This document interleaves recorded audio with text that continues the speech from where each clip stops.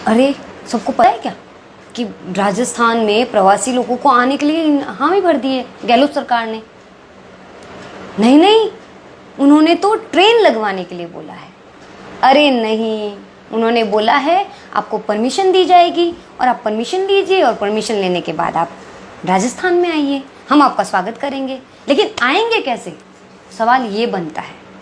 आपने तो परमिशन दे दी, लेकिन आपकी परमिशन हम तक पहुंच भी गई, लेकिन अंदर कैसे आएंगे? आपने तो सील कर रखी है बॉर्डर को। वाह, अगर आपको आने ही नहीं देना था तो आपने बोला क्यों? आपने क्यों परमिशन दी सबको? जैसे जी रहे थे, जैसे कर रहे थे, जैसे मर रहे थे, वैसे मर ही रहे थे। आपने ऐसी आशा दिखाकर सबको सड़कों पे तो ला दिया। अब जो सड़कों पे खड़े हैं ना, उन लोगों की जिम्मेदारी कौन लेगा? जो सड़कों पे भूखे मर रहे हैं, जो सड़कों पे कम से कम कल रात से वहाँ पे सोए पड़े हैं, वहीं पे बैठे हैं, तो आप उन लोग को नहीं जाने के लिए मजबूर कर रहे हैं। अपने जो आपके पुलिस वालों की कोई गलती नहीं है, पुलिस वालों को जो आदेश मिलेगा वो लोग करेंगे। उनको बोला गया है कि आप अंदर नहीं घुसने देंगे, अगर आप ज़बरदस्ती अंदर घुसने की कोशिश करेंगे तो आपकी पिटाई की जाएगी। और पिटाई, बाकायदा उनको पिटाई करके पीटा जा रहा है। एक तो वो लोग भूखे हैं, ऊपर से उनकी पिटाई किए जा रहे हो। वो ना अपने घर के रहे ना घाट के, धोबी के कुत्ते बना के रखा है तुमने उनको। अरे उन्हीं के माता पिता ने तुमको ये कुर्सी यहाँ तक पहुँचाया है। आपकी जो ये सरकार टिकी है ना, जिन 4 पहियों पे, जिन 4 खंभों पे आपकी जो सरकार टिकी हुई है ना, वो खंभे अब हिल रहे हैं।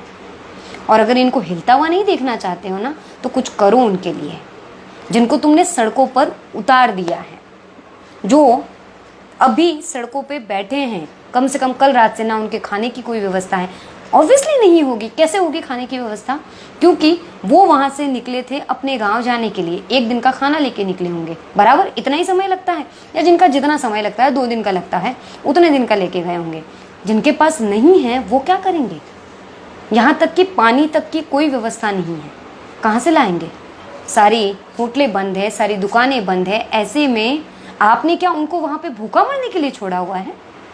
भूख से तो यहाँ पे भी मर लेते, फिर वहाँ पे जाके मरने की क्या ज़रूरत थी? बड़ा सवाल है गहलोत सरकार आपसे, और आप इससे पल्ला झाड़ नहीं सकते हैं। अगर आप ये कहते हैं कि हमने तो कहा था कि आप आ सकते हैं और आप आइए, हम स्वागत कर रहे हैं, तो पहले अंदर तो आने दीजिए।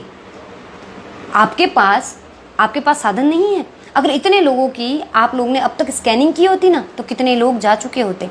और रही बात उनको क्वारंटाइन करने की, उस पर आप अपने नियम बनाइए। उसके ऊपर आप कहिए कि आपके लिए ऐसे ऐसे नियम होंगे। आप अंदर, आप अब जब बॉर्डर से अंदर आएंगे, आपके लिए ये नियम है। आपको जहाँ पर जाना है आप वहाँ पर जाइए, आपको वहाँ पे क्वारंटाइन किया जाएगा 14 दिन, 20 दिन, 25 दिन, जितना आपका नियम है उस हिसाब से। और अगर इसके अलावा भी आप क्वारंटाइन के नियमों को तोड़ते पाए गए तो आप पे इतना जुर्माना लगेगा। उस चीज़ पे हम एग्री करते हैं कि भाई आपने मना किया है, आपने अपने नियम बना रखे हैं, आप अपनी बात पे स्पष्ट हैं। अरे आप तो अपनी ही बात पे स्पष्ट नहीं हैं, उस पर ही नहीं टिके हुए हैं। रोज एक नया नियम बनाते हैं और लोगों को बेवकूफ़ बनाते हो। और आपके इन बेवकूफ़ियों की वजह से वो लोग सड़कों पे हैं। इसलिए नहीं है कि अगर आपने अच्छे से निर्देश बता दिए होते हैं कि ऐसे हैं कि जो मजदूर वर्ग हैं उन मजदूर वर्गों को हम लेंगे, उन मजदूर वर्गों को जिनको वहाँ पे परेशानी हो रही है वो लोग आ सकते हैं, हम बाकायदा उनकी स्कैनिंग करेंगे, फिर उनको जहाँ पर जाना है वहाँ पे छोड़ेंगे। कभी बोलते हो बस की व्यवस्था करेंगे, कभी बोलते हो ट्रेन की व्यवस्था करेंगे। अरे कर क्या रहे हो तुम? सरकार चला रही है और लोगों को उल्लू बना रहे हो तुम। और अगर ऐसे ही उल्लू बनाते रहे ना, तो वो दिन दूर नहीं है जब तुम्हारा पत्ता जल्दी कट जाएगा। और ये बात अकेले की नहीं है, वहाँ खड़े सब लोग बोल रहे हैं। ये जो नारे सुनाई दे रहे हैं ना कानों में, अशोक गहलोत मुर्दाबाद, ऐसे ही किसी के लिए मुर्दाबाद की आवाज़ें नहीं आती हैं।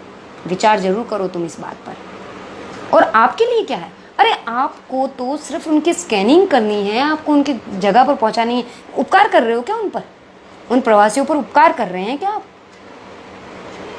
वो वहीं के हैं। और पहली बात तो भारत के अंदर रहने वाले सारे के सारे राज्य एक है, हम सब भारतीय हैं।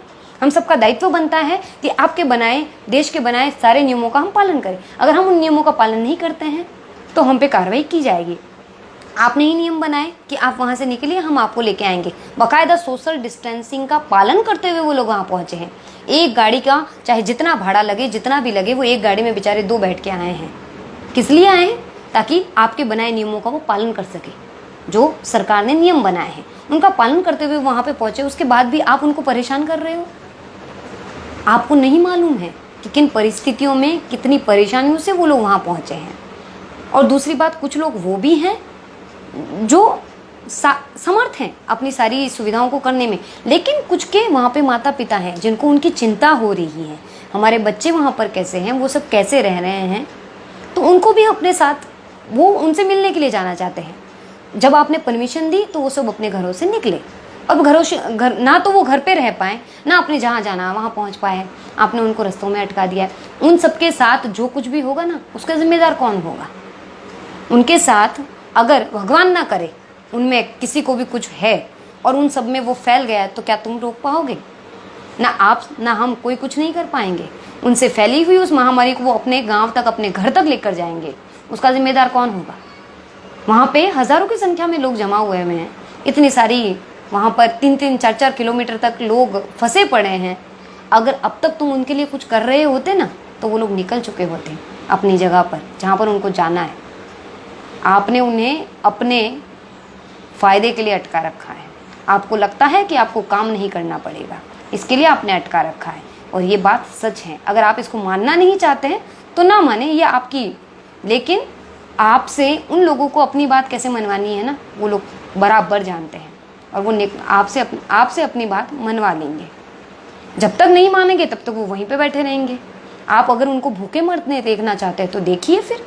अगर सरकार यही चाहती है कि वो लोग रोडों पे बैठे रहे, सड़कों पे, जिस तरीके से अभी मजदूर मर गए ना औरंगाबाद ट्रैक पर जो हुआ हादसा, देश में इतने हादसे हो रहे हैं जिनकी कोई गिनती नहीं है।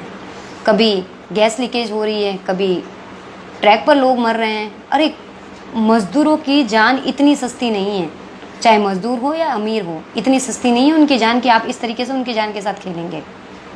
कुछ सोचिए।